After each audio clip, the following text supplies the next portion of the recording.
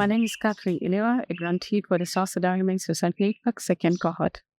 My research topic is trying to explore the history of wildlife conservation in South Sudan, and it's going to be in the post-independence period, as well as it's going to explore its social and economic benefits to local communities that live around most of the protected areas.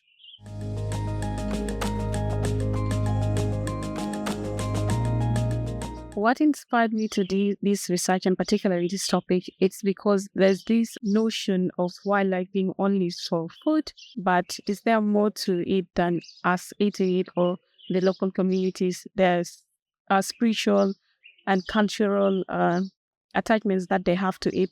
So in exploring that, we can come up with concrete knowledge in order how we can be able to conserve them.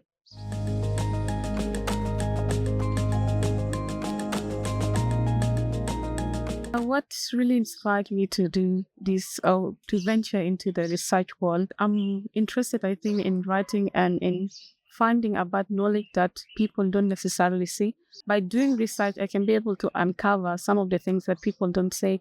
And especially for us in South Sudan as a young country, I think there are a lot of things that we don't necessarily understand about our country. And it's mostly outsiders who come to unpack some of the knowledge that exists in our societies. I have participated in a research project before, and it was led by Western researcher, of course.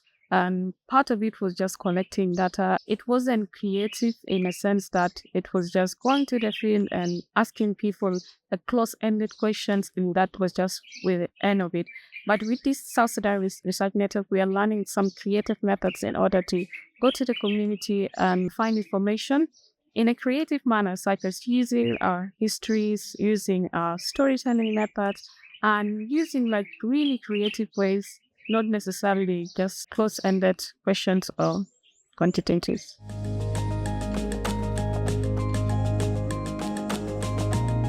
The South Sudan Women's Research Network is different in a sense that it teaches us creative ways of doing research. It doesn't necessarily follow the old ways of doing research, which is extractive in a sense that most of the researchers that we have seen that comes usually, they come and they take knowledge and that's the end of it.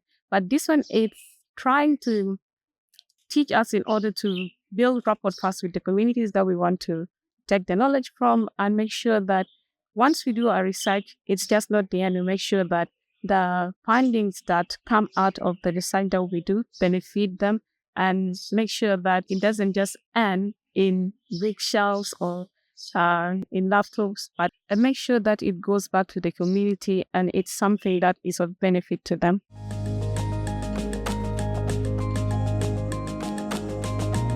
This project empowers us in order to be able to do research and make sure that we come up with findings that include gender lens and include intersectional lens, not necessarily having a one-sided approach to it. We know that as a society we're diverse, so diverse voices are important for us to be able to come up with interventions, policy briefs, and programs that ensure that it benefits everyone.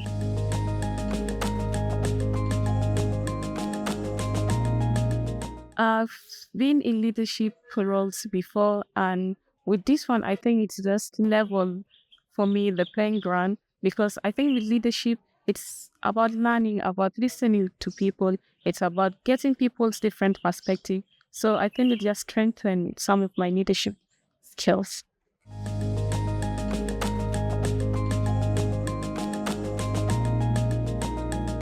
What's something that's really interesting is I got to meet different women from different backgrounds, and not necessarily young women, but women who are older and in their older stages of their career. So getting the wealth of knowledge from their experiences, I think it's crucial for me as a young woman in order to take depth knowledge and to be able to help me in my future.